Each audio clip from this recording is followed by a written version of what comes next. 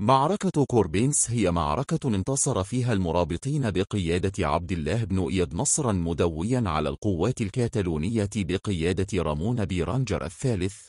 كونت برشلونة، ووقعت سنة 1126 ميلادي.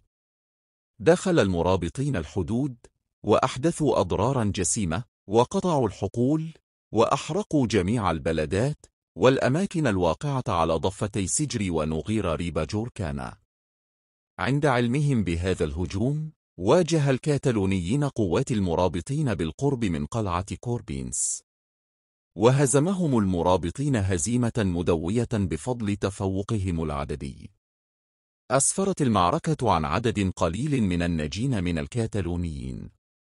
أدى انتصار المرابطين إلى فتح العديد من القلاع في مقاطعة أورجيل حتى ألبيسا وتيرامينس، وأدت هذه إلى تراجع حدة الهجمات الصليبية ضد المرابطين.